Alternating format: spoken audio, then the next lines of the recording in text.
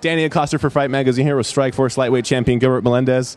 Gil, Jake Shields, your coach, your training partner, your teammate, had a win here in the UFC in his debut.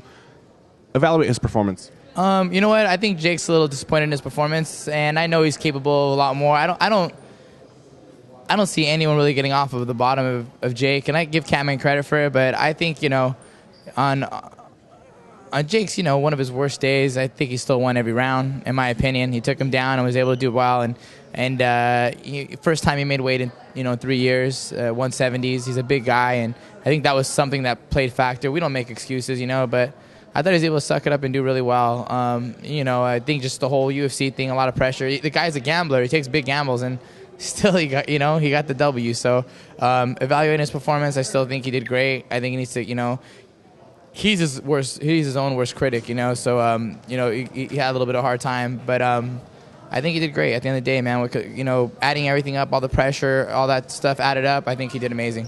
Do you feel he's next in line for the title shot against George St. Pierre, or will this prevent him from doing so? No way, man. I mean, Catman just jacked up Thiago, and Catman has been on beat Condit. I mean, he beat guys, and I mean, he didn't do nothing really to Jake. I mean, he got a couple of knees in, but I mean, he just waited, just try to stuff a takedown. So I think Jake is cool, man. I think whoever his next fight is, I feel sorry for, because I know Jake's gonna have something to prove, you know what I mean? Because, people are going to hate on him a little bit for whatever, but he's going to come back, madder than ever. I know that, and more focused than ever. So, leaving the Strikeforce title behind and coming to the UFC, how much do you think this means to Jake Shields, from the outside perspective?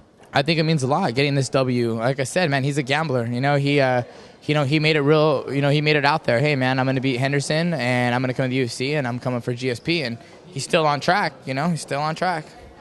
Again, switching over to Gilbert Melendez, Eddie Alvarez, talk about it all the time, and he beat Roger Huerta, so there's no doubt anymore.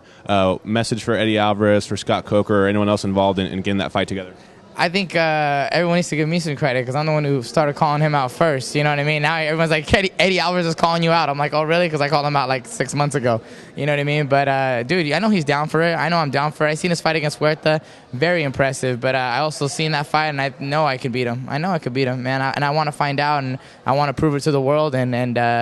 I'm ranked above him, and I still want to fight a guy that's ranked under me who got tapped out by the guy that I just beat, dominated. But I know matchups make fights, and I want to find out, man. I'm not okay with the journalists putting me number 2. I want to do it myself, So heck yeah, man. Eddie knows I want that. He knows I want it. I think we're gonna make it happen. I think we're getting this close. I think we're getting warmer. Coker, they said they're gonna do it on Showtime at my hometown. You hear that? Thank you, Bjorn. I'll take that. Let's do it.